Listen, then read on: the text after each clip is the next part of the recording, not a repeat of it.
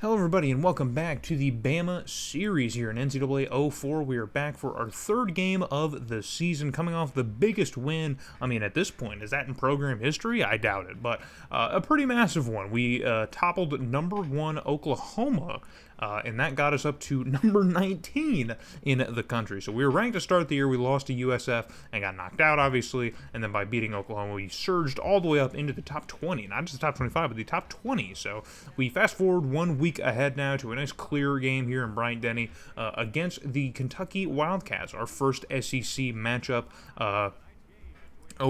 just since taking over the team. Is what I'm trying to say. Technically, last week was, but we don't have realignment in this game, so Oklahoma is still a Big 12 opponent in this game. So, but this is going to be our first matchup against an SEC team. And are you jazzed for it? Because I'm jazzed for it. Because the SEC is going to be tough. It's going to be tough to get out of the SEC. I don't have a lot of high hopes. Again, I've talked about it in the last couple videos about what my expectations for the team this year are. I would love to just make a bowl, but we're not gonna rehash it again here. Kentucky's not like a terrible team in this game here. They're not like amazing though, so it should be relatively a winnable game. They're also 1-1. We are 1-1, so. We have an opportunity here to just get a good conference win and get us a winning record here, maybe move up a couple spots in the polls as well, maybe get close to 15, who knows, or we could lose.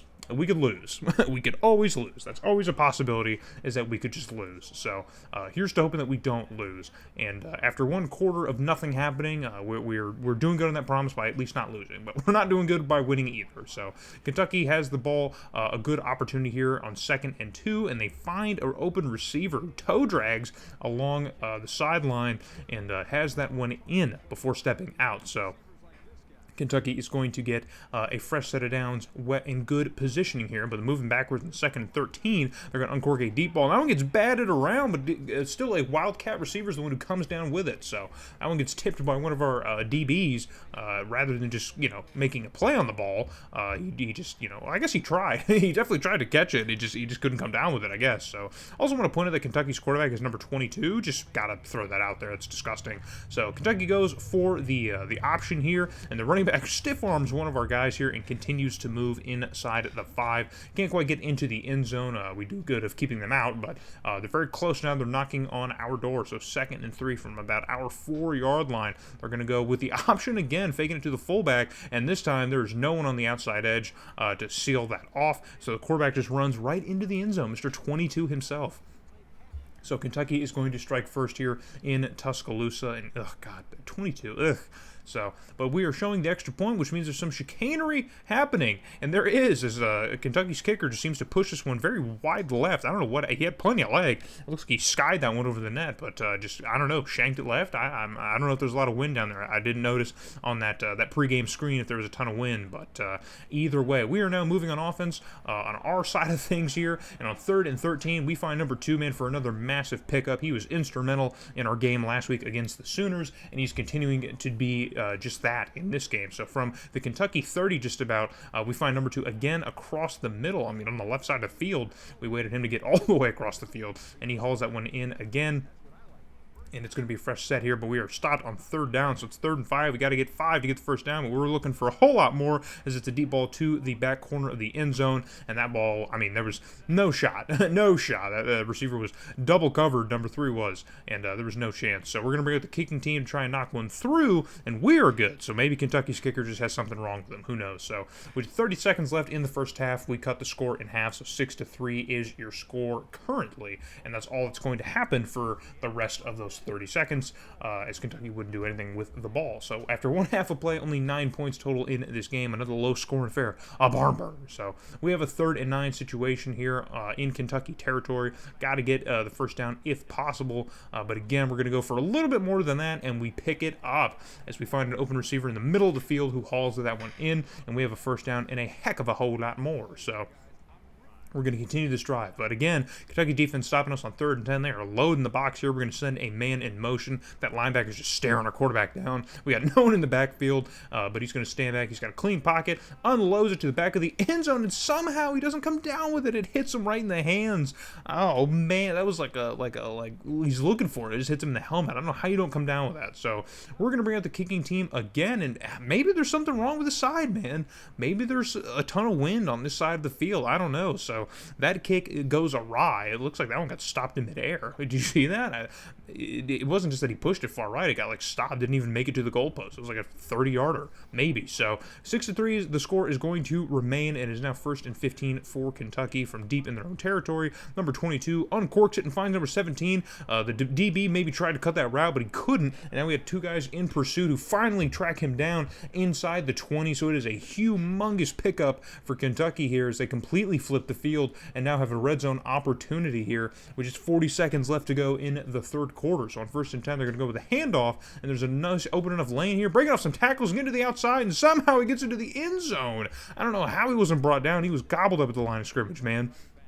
He had a nice running lane to follow, but it wasn't completely open. Just shakes off that one, stiff arms that one, and just, yeah, man, I don't know, just really bad. We're going to need to put on a clinic for tackling, man, because that was just unexcusable. So at the end of the 3rd quarter, 13-3 is now your score, so we need to do something on offense and quick. So on 3rd and 7 at about midfield, the Alabama offense is finally moving here. We find it to number 2, who hauls it in at the sticks.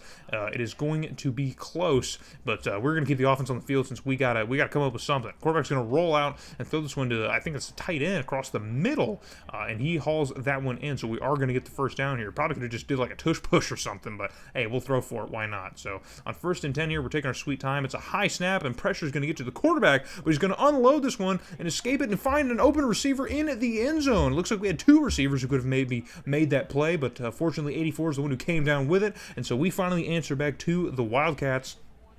And unfortunately, that missed field goal now is hurting a little bit more because this would be a tie ball game potentially off of this score here. But we are on the right side of the field now, so no wackiness with field goals should come towards us, which is good for some endgame shenanigans unless Kentucky can do something here and maybe put us away. So it looks like this is the game-sealing first down that they need, and it looks like they're going to get it. No, they're short by just a yard. So with 30 seconds left to go, the time is still running. We don't really have time to do much of anything, and Kentucky is just going to run it out here because we're out of our timeout. So we made the stop, but Kentucky is still, they still got the ball with time, and they managed to burn out the remainder of the time in this game. We're not going to get another chance with the football, and we're going to hold the L. So Kentucky beats us at home. Mind you, they beat us in Tuscaloosa, a packed house. We take the L. It's brutal. It's a brutal one to lose. So, wide receiver number 12, quarterback number 22. What is happening at Kentucky? What is that? Even a 22 receiver would be disgusting, but either way, man, Kentucky's going to celebrate their win. It is a huge one for them in conference, man. That's going to get them probably where they need to go, and this is going to now send us completely backwards, back to our USF losing days. So the Oklahoma game seems like a bit of a crazy outlier now at this point, unfortunately. So. And now we're going to check over our stats. Kentucky outplayed us in every aspect, so we really didn't have a ton of business even winning or getting close to winning. So passing comparison's about the same. They had about 30 more yards than we did, really more about 20. Third down percentage was better for Kentucky, of course. They had 2 fumbles that we were not able to recover. So they fumbled the ball twice, but they managed to retain possession. So any one of those, if we won the turnover battle, would have been a little bit better.